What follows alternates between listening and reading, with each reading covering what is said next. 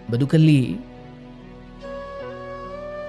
ಸಾಧ್ಯವಾದರೆ ಒಬ್ಬರಿಗೆ ಸಮಾಧಾನ ಹೇಳಬೇಕು, ಸಾಧ್ಯವಾದರೆ ಒಬ್ಬರಿಗೆ ಸಾಂತ್ವನ ಹೇಳಬೇಕು, ಒಬ್ಬರ ಮುಖದಲ್ಲಿ ನಗು ತರಿಸಬೇಕು. ನನಗೆ ಯಾರೋ ದೊಡ್ಡವರು ಹೇಳಿದ ಮಾತು ನೆನಪಿದೆ. ಏನಂದರೆ, ಜೀವನದಲ್ಲಿ ಯಾರ ಮನಸ್ಸಿಗೂ ನೋವಾಗುವಂತೆ ನಾವು ನಡ್ಕೊಳ್ಬಾರ್ದು.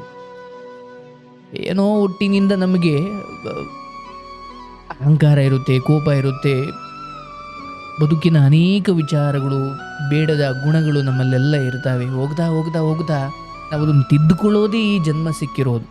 ಬರೀ ಹಣ ಮಾಡೋದು, ಬರೀ ದುಡಿಮೆ ಮಾಡೋದು, ಮನೆ ಕಟ್ಟೋದು, ಕಾರ್ ತಗೊಳ್ಳೋದು ಮಾತ್ರವಲ್ಲ. ಅದೆಲ್ಲ ಬಿಟ್ಟು ಹೋಗ್ತೀವಪ್ಪ, ಎಷ್ಟು ಅನುಭವಿಸಿದ್ರು ಅದು ಸಾಕು ಅಂತ ಅನಿಸಲ್ಲ. ಆದರೆ ಯಾಕೆ ಈ ಜನ್ಮ ಸಿಕ್ಕಿದೆ ಅಂದಾಗ ನಮಗೆ ನಮ್ಮ ಕರ್ಮಾನುಸಾರ ನಮ್ಮ ಆತ್ಮದ ಸ್ವಭಾವತಃ ಒಂದಷ್ಟು ದುರ್ಗುಣಗಳು ಜನ್ಮ ಜನ್ಮಕ್ಕೂ ಬಂದ್ಬಿಟ್ಟಿರ್ತವೆ. ಹಿಂದೆ ನಾಯಿ ಆಗಿದ್ರು, ಕತ್ತೆ ಆಗಿದ್ರು, ಕೋತಿ ಆಗಿದ್ರು, ಬೆಕ್ಕಾಗಿದ್ರು, ಏನಾಗಿದ್ರು ಅಲ್ಲೆಲ್ಲ ವಿವೇಕ ಇಲ್ಲದ ಜನ್ಮಗಳನ್ನು ಅನುಭವಿಸಿ ಬಂದುವೋ ಏನೋ ಗೊತ್ತಿಲ್ಲ. ಈಗ ಮನುಷ್ಯ ಜನ್ಮ ಸಿಕ್ಬಿಟ್ಟಿದೆ. ಯಾವುದು ಒಳ್ಳೆಯದು, ಯಾವುದು ಕೆಟ್ಟದ್ದು, ಯಾವುದು ಸರಿ, ಯಾವುದು ತಪ್ಪು ಅಂತ ತಿಳ್ಕೊಳ್ಳೋ ಜನ್ಮ ಸಿಕ್ಬಿಟ್ಟಿದೆ. ಈ ಜನ್ಮ ನಮಗಿರೋ ಏಕೈಕ ಅವಕಾಶ. ಒಳ್ಳೆಯದು ಉಳಿಸ್ಕೊಂಡು ಕೆಟ್ಟದ್ದನ್ನು ನಿರ್ನಾಮ ಮಾಡಿಬಿಡ್ಬೇಕು, ಸರ್ವನಾಶ ಮಾಡಿಬಿಡಬೇಕು. ಹಾಗಾಗಿ ನಾವು ಈ ಜನ್ಮವನ್ನು ನಮ್ಮ ಆತ್ಮದ ಉನ್ನತಿಗೆ ಬೆಳೆಸ್ಕೊಳ್ಬೇಕು. ನಮ್ಮ ಒಳಗಿನ ಎಂದಿಗೂ ಆರಿಹೋಗದ ಒಂದು ಆತ್ಮಜ್ಯೋತಿ ಇದೆಯಲ್ಲ, ಅದು ಸದಾ ಬೆಳಗಬೇಕು. ಸದ್ಗುಣಗಳೇ ಅದಕ್ಕೆ ಎಣ್ಣೆ, ಚಾರಿತ್ರ್ಯವೇ ಬತ್ತಿ. ಹಾಗೆ ನಮ್ಮ ಗುಣ, ನಮ್ಮ ವ್ಯಕ್ತಿತ್ವದ ಮೂಲಕ ನಮ್ಮ ಆತ್ಮ ಅನ್ನೋ ಹಣತೆ ಸದಾ ಉರಿಬೇಕು. ನಾವೇನು ಮಾಡ್ತೀವಿ, ಅಜ್ಞಾನಿಗಳಾಗ್ಬಿಡ್ತೀವಿ. ನಾವು ಅವ್ರ ಮುಂದೆ ಚೆನ್ನಾಗಿರಬೇಕು, ನಾವು ಅವ್ರಿಗಿಂತ ದೊಡ್ಡವರಾಗಬೇಕು, ಹಣ ಮಾಡಬೇಕು. ಹಣ ಮಾಡಬೇಕು ಅನ್ನೋದು ತಪ್ಪಲ್ಲ, ಆದರೆ ಹೆಂಗಾದರೂ ಸರಿ ಮಾಡಿಬಿಡ್ಬೇಕು ಅನ್ನೋದು ಇದೆಯಲ್ಲ, ಅದು ಈ ಜನ್ಮದಲ್ಲೂ ನಮಗೆ ಒಬ್ಬ ಮನುಷ್ಯರಾಗಿ ನಮಗೆ ಬಹಳ ದುಃಖ ಕೊಡುತ್ತೆ. ಮತ್ತು ಆತ್ಮವಾಗಿಯೂ ಕೂಡ ನೀವು ಅಧಪತನಕ್ಕೆ ಹೋಗ್ತೀರಾ, ಪಾತಾಳಕ್ಕೆ ಹೋಗ್ತೀರಾ. ಅದಕ್ಕೆ ಗುರುಗಳು ಹೇಳ್ತಿದ್ರು, ಏನಂದರೆ, ಈ ಜೀವನದಲ್ಲಿ ಯಾರ ಮನಸ್ಸಿಗೂ ನೋಯಿಸಬೇಡಪ್ಪ, ಯಾರಿಗೂ ಬೇಜಾರು ಮಾಡಬೇಡ, ನೋಯಿಸಬೇಡ.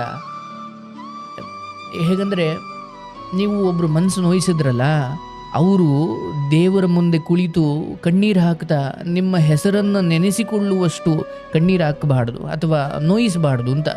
ನೀವು ಯಾರಿಗೆ ದುಃಖ ಕೊಟ್ಟಿದ್ದೀರಲ್ವ, ಯಾರ ಮನಸ್ಸನ್ನು ನೋಯಿಸಿದ್ದೀರಲ್ವ, ಅವರು ನಿಮಗೇನೂ ಮಾಡದೇ ಇರ್ಬೋದು ಪಾಪ, ಅವ್ರು ನಿಮಗೆ ಬೈಲಿಲ್ಲ, ಹೊಡಿಲಿಲ್ಲ. ಆದರೆ ಭಗವಂತನ ಮುಂದೆ ಕುಳಿತು ಕಣ್ಣೀರು ಹಾಕ್ತಾ ನಿಮ್ಮಿಂದ ಆದ ದುಃಖಕ್ಕೆ ನಿಮ್ಮನ್ನು ನೆನಪು ಮಾಡಿಕೊಳ್ತಾ ದೇವರ ಮುಂದೆ ಕಣ್ಣೀರು ಹಾಕಿದ್ರೆ ಅದು ನಿಮ್ಮನ್ನು ಸರ್ವನಾಶ ಮಾಡಿಬಿಡುತ್ತೆ. ಅದಕ್ಕೆ ನೀವು ಶಕ್ತಿ ಇದೆ ಅಂತಲೋ, ಹಣ ಇದೆ ಅಂತಲೋ, ಅಥವಾ ಅಧಿಕಾರ ಇದೆ ಅಂತಲೋ ಯಾರಿಗೂ ನೀವು ನೋಯಿಸ್ಬಿಡ್ಬೋದು, ದುಃಖ ಕೊಡ್ಬೋದು. ಆದರೆ ಅವನು ನಿಮಗೇನೂ ಮಾಡಲಿಕ್ಕೆ ಆಗದೇ ಇರ್ಬೋದು. ಆದರೆ ದೇವರ ಮುಂದೆ ಕುಳಿತುಕೊಂಡು ಕಣ್ಣೀರು ಹಾಕ್ತಾ ನಿಮ್ಮನ್ನು ನೆನಪು ಮಾಡಿಕೊಂಡ್ರೆ ಆ ನೊಂದವರ ಕಣ್ಣೀರು, ಅವರ ದುಃಖ, ಅವರ ಕೂಗು ಭಗವಂತನಿಗೆ ಬೇಗ ಕೇಳಿಸುತ್ತೆ. ಆ ಕರ್ಮದ ಹೊಡೆತ ಇದೆಯಲ್ಲ, ಅದು ಇವನು ನಿಮಗೆ ಮಾಡಬಹುದಾದ ನಷ್ಟಕ್ಕಿಂತ 1000 ಪಟ್ಟಿರುತ್ತೆ. ಹಾಗಾಗಿ ನಾವು ಕರ್ಮಕ್ಕೆ ಹೆದರಬೇಕು. ಯಾರು ಹೆದರ್ತೀವೋ ಬಿಡ್ತೀವೋ, ಹೌದಪ್ಪ ಕೆಟ್ಟದ್ದು ಮಾಡಿದ್ರೆ ನನಗದು ಕೆಟ್ಟದ್ದೇ ಆಗುತ್ತೆ ಅಲ್ವಾ. ಬೇವಿನ ಬೀಜವನ್ನು ಬಿತ್ತನೆ ಮಾಡಿ ನನಗೆ ಮಾವಿನ ಹಣ್ಣು ಬೇಕು ಅಂದ್ರೆ ಆಗಲ್ಲ. ಕಹಿಯನ್ನು ಬಿತ್ತನೆ ಮಾಡಿದ್ರೆ ನೀನು ಕಹಿಯನ್ನೇ ಪಡಿತೀಯ, ಸಿಹಿಯನ್ನು ಬಿತ್ತನೆ ಮಾಡಿದ್ರೆ ನೀನು ಸಿಹಿಯನ್ನೇ ಪಡಿತೀಯ. ಇದೇ ಸತ್ಯ, ಇನ್ನೇನಿಲ್ಲ ಇದನ್ನು ಮೀರಿ. ನಾನು ಒಳ್ಳೇದು ಮಾಡಿದ್ರೆ ನನಗೆ ಒಳ್ಳೇದಾಗುತ್ತೆ. ಬಟ್ ನಾವೇನು ಮಾಡ್ತೀವಿ, ಸರ್ ಅವನಿಗೆ ನಾನು ಒಳ್ಳೇದು ಮಾಡಿದೆ ಸರ್, ಅವನು ನನಗೆ ಕೆಟ್ಟದ್ದು ಮಾಡ್ದ. ನೋಡಿ, ನೀವು ಯಾರಿಗೆ ಒಳ್ಳೇದು ಮಾಡಿದ್ರೋ ಅವನಿಂದಲೇ ನಿಮಗೆ ಒಳ್ಳೇದಾಗದೇ ಇರ್ಬೋದು, ಬಟ್ ಇನ್ನೆಲ್ಲೋ ಮೂಲಕ ಅದು ಬಂದೇ ಬರುತ್ತೆ. ಬಟ್ ನಾವು ಯಾಕೆ ಕೆಲವೊಮ್ಮೆ ಈ ಒಳ್ಳೆತನದ ಮೇಲೆ ನಂಬಿಕೆ ಕಳ್ಕೊಳ್ತೀವಿ ಅಂದರೆ, ಸರ್ ಅವನು ನಮ್ಮ ದೊಡ್ಡಪ್ಪ ಮಗ ಸರ್, ನಮ್ಮ ಅಣ್ಣ ಸರ್, ನಮ್ಮ ತಮ್ಮ ಸರ್, ಅವನು ನನ್ನ ಕಷ್ಟದಲ್ಲಿ ಉಪಕಾರ ಮಾಡಿದೆ ಸರ್, ಆದರೆ ಅವನು ನನಗೆ ಮೋಸ ಮಾಡಿಬಿಟ್ಟ ಸರ್. ನೀವು ಆ ವ್ಯಕ್ತಿಯಿಂದ ನಿಮಗೆ ಅನ್ಯಾಯ ಆಯಿತು ಅಂತ ಒಳ್ಳೆತನವನ್ನು ಬಿಡೋದು ಒಳ್ಳೆಯದಲ್ಲ. ನೀವೊಬ್ಬರಿಗೆ ಉಪಕಾರ ಮಾಡಿ ಅದು ಇನ್ಯಾರ್ದೋ ಮೂಲಕನಾದರೂ ಬಂದೇ ಬರುತ್ತೆ.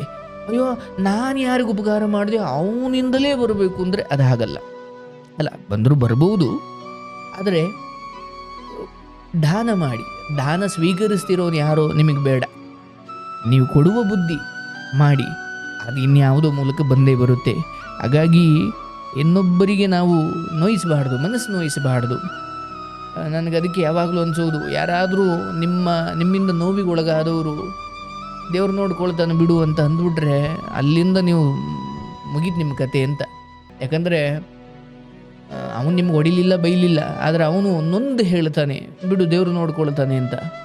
ಅದು ಬಹಳ ದೊಡ್ಡ ದುರಂತಕ್ಕೆ ಕಾರಣವಾಗುತ್ತೆ. ಹಾಗಾಗಿ ಏನೋ ಗೊತ್ತಿಲ್ಲದೆ ಏನೋ ನೋಯಿಸ್ಬಿಟ್ರು ಕ್ಷಮೆ ಕೇಳಿ, ತಪ್ಪಾಯ್ತಪ್ಪ ಅಂತ ಏನು ಕಳ್ಕೊಳ್ಳೋದಿಲ್ಲ, ಆಯಿತಾ?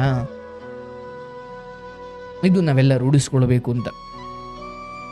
ಈ ಬುದ್ಧಿ ನನಗೆ ಈಗ ಹುಟ್ಟಿದಾಯಿಂದ ಬಂತ ಇಲ್ಲ, ನಾನು ಕ್ರಮೇಣ ಬದುಕನ್ನು ದರ್ಶನ ಮಾಡ್ತಾ ನನಗನ್ನಿಸಿದ್ದು ಹೌದಪ್ಪ, ನಾನು ತಪ್ಪು ಮಾಡಿಲ್ಲ ಅಂತಲ್ಲ, ಅಥವಾ ಯಾರಿಗೂ ನಾನು ಏನೋ ನೋವು ಕೊಟ್ಟಿಲ್ಲ ಅಂತ. ಮ್ಯಾಕ್ಸಿಮಮ್ ನನಗೆ ಅರಿವಿರೋ ಹಾಗೆ ನಾನು ಯಾರ ಜೊತೆನೂ ಹಾಗೆ ನಡ್ಕೊಂಡಿಲ್ಲ. ಹಂಗೂ ಇದ್ದರೆ ಅಪ್ಪ ನನ್ನನ್ನು ಕ್ಷಮಿಸ್ಬಿಡಪ್ಪ ಅಂತ ಕೇಳುವಷ್ಟಂತೂ ಇರಬೇಕು ವಿನಯತೆ ನಮಗೆ, ಆಯಿತಾ? ಇದು ನಾವು ಪಾಲಿಸಬೇಕಾಗಿರೋದು. ಒಳ್ಳೆಯದಾಗಲಿ. ಈಗ ಮೊದಲನೇ ಕರೆಯನ್ನು ಸ್ವೀಕಾರ ಮಾಡ್ತೀನಿ.